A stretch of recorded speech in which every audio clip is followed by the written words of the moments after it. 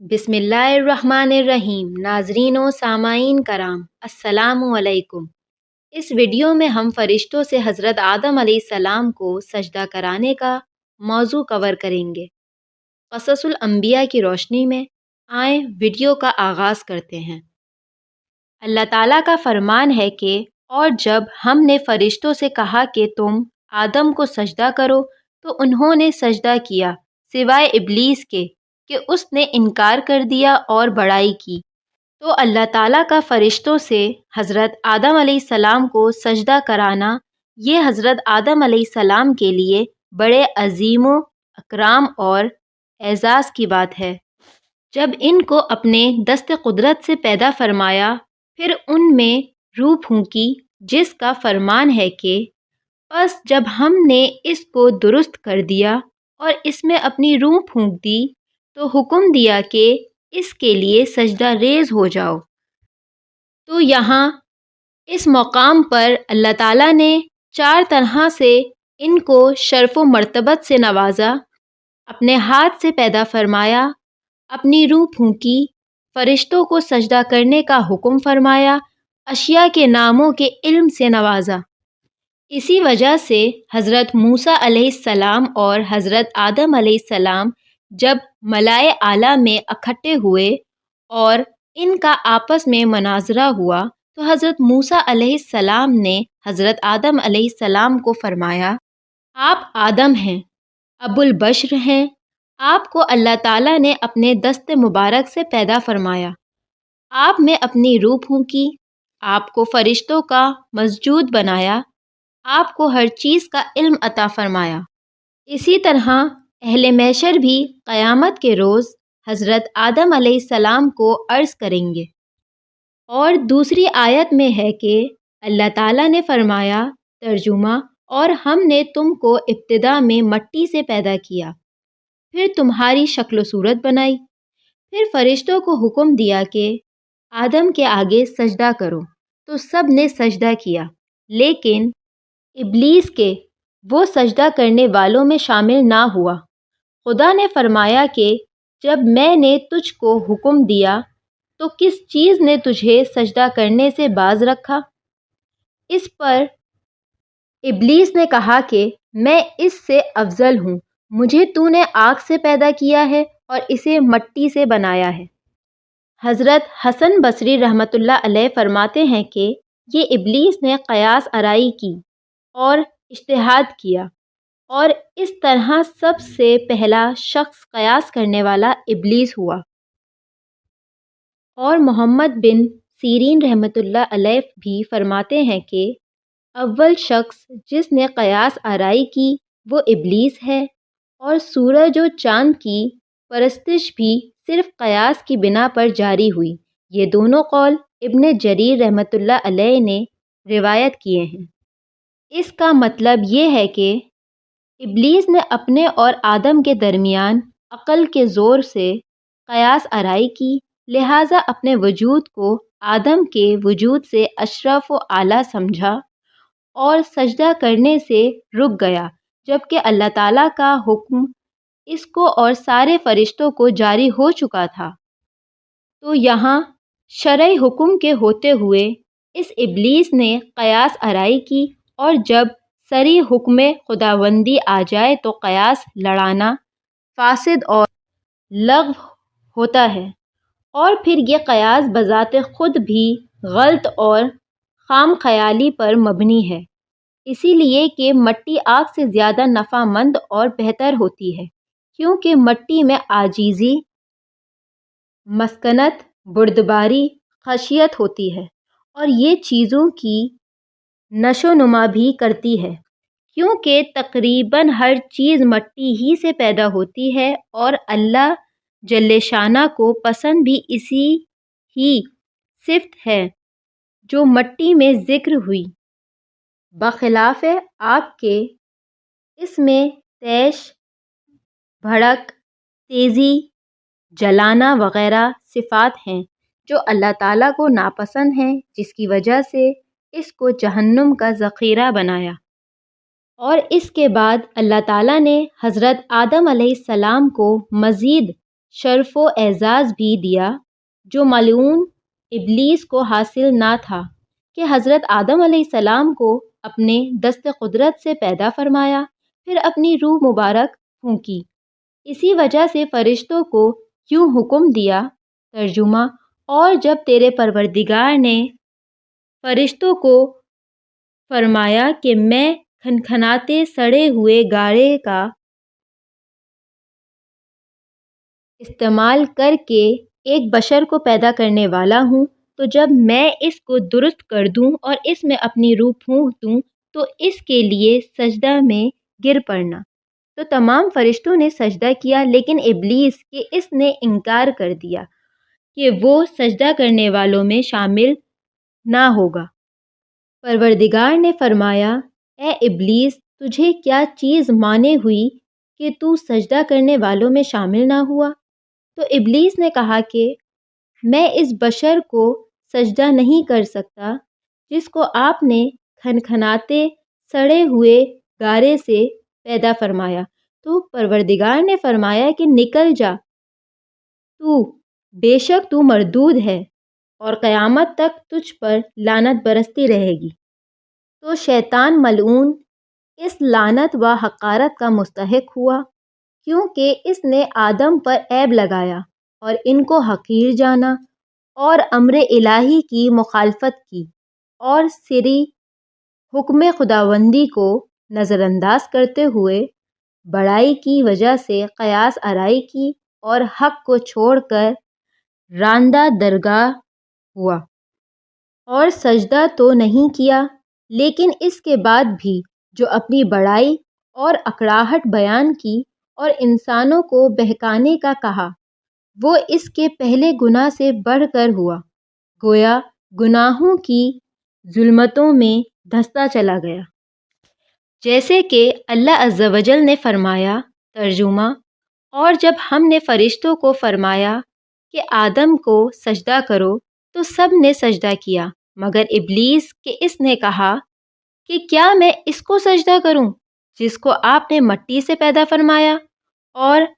ازارا طنز کہنے لگا، دیکھو یہی آدم وہ ہے جس کو آپ نے مجھ پر فضیلت دی ہے،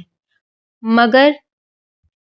آپ مجھ کو قیامت کے روز تک مہلت عطا فرمائیں تو میں تھوڑے سے شخصوں کے سوا اس کی تمام اولاد کی جڑ کاٹتا رہوں گا۔ تو خدا نے فرمایا، جا یہاں سے چلا جا، جو شخص ان میں سے تیری پیروی کرے گا تو تم سب کی جگہ جہنم ہے اور وہ پوری سزا ہے، اور ان میں سے جس کو بہکا سکتے ہو اپنی آواز سے بہکاتے رہ اور اپنے سواروں اور پیادوں کو چڑھا کر لاتا رہ اور ان کے مال و اولاد میں شریک ہوتا رہ اور ان سے وعدہ کرتا رہ، اور شیطان جو ان سے وعدہ کرتا ہے سب دھوکہ ہے۔ جو میرے مخلص بندے ہیں ان پر تیرا کچھ زور نہیں ہوگا،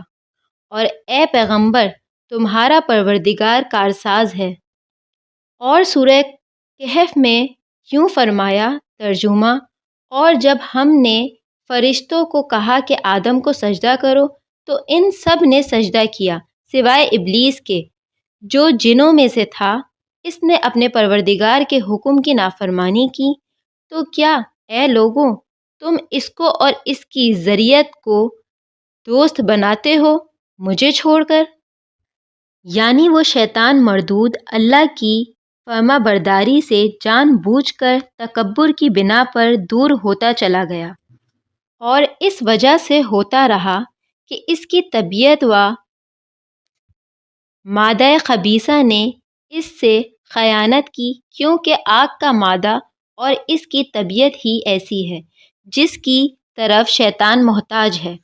اور صحیح مسلم میں ہے کہ حضرت عائشہ صدیقہ رضی اللہ تعالیٰ عنہا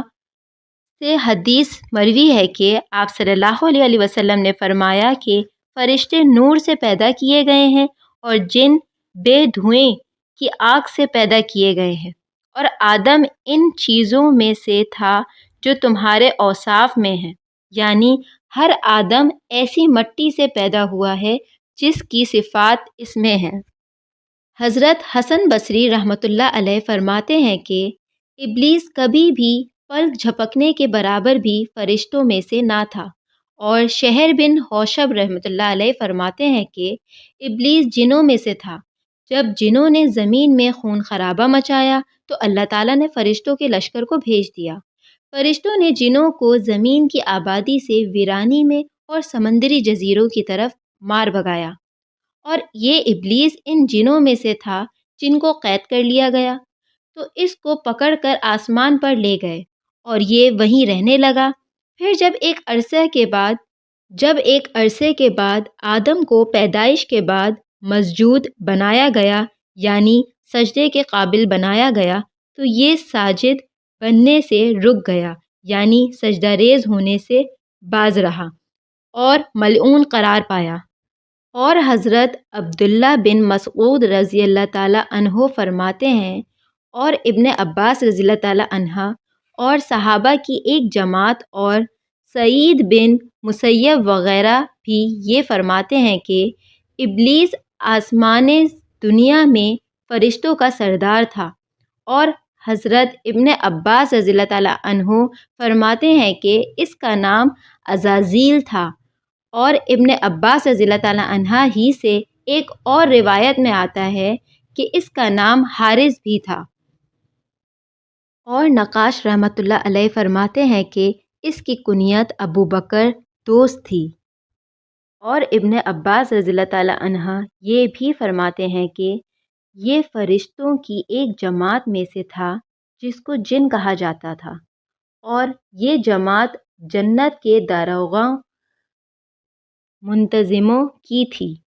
اور یہ شیطان ان کا بڑا سردار تھا، اور ان سب میں علم و عبادت میں سب سے زیادہ آگے تھا، اور یہ 4 پروں والا تھا۔ پھر اللہ تعالیٰ نے اس کو شیطان مردود بنا دیا، اور اللہ عز و جل اپنے کلام مقدس میں سورہ صاد میں فرماتے ہیں،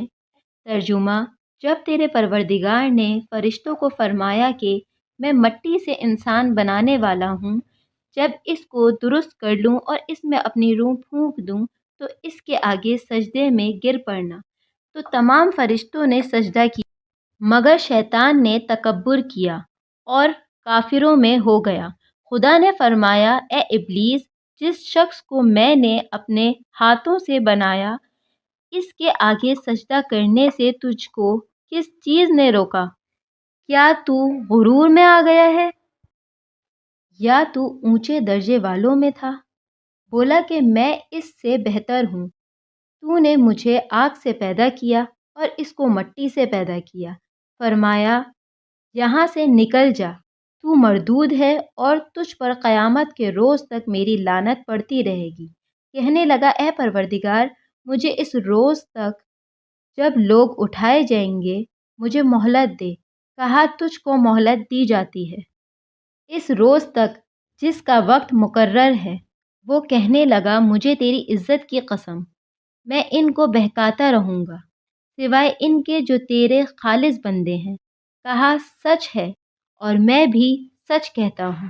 کہ میں تجھ سے اور ان سے جو تیری پیروی کریں گے سب سے جہنم کو بھر دوں گا۔ اور سورہ اعراف میں خدا تعالیٰ نے فرمایا، ترجمہ: شیطان نے کہا، مجھے تو نے ملعون کیا ہی ہے، میں بھی تیرے سیدھے راستے پر ان کو گمراہ کرنے کے لیے بیٹھوں گا، پھر آگے سے، پیچھے سے اور دائیں سے اور بائیں سے، غرض ہر 4 طرف سے آؤں گا اور ان کو بہکاؤں گا، اور ان میں اکثر کو شکر گزار نہ پائے گا۔ یعنی کہ آپ نے مجھے اپنی بارگاہ سے دھتکار کر نکال دیا، میں اس کا بدلہ ان انسانوں سے نکالوں گا، کیونکہ یہ سبب بنے ہیں، اور ہر طرف سے ان کو گمراہ کرنے کے لیے گات لگا کر بیٹھوں گا۔ لہٰذا نیک بخت و سعادت مند وہ ہے جو شیطان کی مخالفت کرے، اور بدبخت وہ ہے جو اس کی پیروی کرے گا۔ امام احمد رحمۃ اللہ علیہ فرماتے ہیں کہ ہمیں ہاشم بن قاسم نے بیان کیا، ان کو ابو عقیل عبداللہ بن عقیل نے ان کو موسیٰ بن مسیب رحمۃ اللہ علیہ نے اس طرح بیان کیا کہ سالم بن ابی جاد نے مروی کیا، وہ سبزہ بن فاقیہ رضی اللہ تعالی عنہا سے روایت فرماتے ہیں کہ سبزہ رضی اللہ تعالی عنہا نے کہا کہ میں نے نبی کریم صلی اللہ علیہ وسلم کو فرماتے ہوئے سنا، بے شک شیطان ابن آدم کے لیے راستوں میں بیٹھا ہے۔ مفسرین کرام کا اس بات میں اختلاف ہے کہ اللہ عز و جل نے حضرت آدم علیہ السلام کو سجدہ کے لیے کن کن فرشتوں کو حکم دیا تھا۔ آیا وہ تمام فرشتے ہیں؟ جیسے کہ عام آیات اسی پر دلالت کرتی ہیں اور یہی جمہور کا بھی قول ہے، یا صرف زمینی فرشتے مراد ہیں؟ جیسا کہ ابن جرید نے ضحاک کے طریق سے ابن عباس سے روایت کیا، اگرچہ بعض متاخرین نے اس کو ترجیح دی ہے، لیکن زیادہ ظاہر وہی پہلی والی بات ہے اور حدیث بھی اس پر دلالت کرتی ہے۔ فرمایا اور حضرت آدم علیہ السلام کو فرشتوں سے سجدہ کرایا، تو یہاں عام ہے کہ فرشتوں کے کسی خاص گروہ کو حکم نہیں فرمایا، واللہ اعلم۔ اور اللہ تعالیٰ کا ابلیس کو فرمان کہ اہبط منہا، جنت سے نیچے اتر جا، اور اخرج منہا یعنی جنت سے نکل جا، یہ آیت دلیل ہے اس بات پر کہ ابلیس آسمان پر تھا، پھر اس کے نیچے اترنے کا حکم جاری ہوا اور اس عظیم مرتبے اور درجے اور مقام سے نکلنے کا حکم فرمایا جو عبادت و اطاعت کی وجہ سے فرشتوں کے ساتھ اس کو حاصل تھا۔ اس طرح اس صورت و مرتبت کو اس کی نافرمانیوں کی وجہ سے چھین لیا گیا۔ شکریہ۔ اگر آپ کو اسی طرح انبیاء کرام کے حوالے سے مکمل اوتھینٹک معلومات چاہیے تو کائنڈلی ویڈیو کو لائک، چینل کو سبسکرائب اور بیل آئیکن کو پریس کر دیں تاکہ آنے والی اگلی ویڈیو کا نوٹیفیکیشن آپ کو سب سے پہلے ملے۔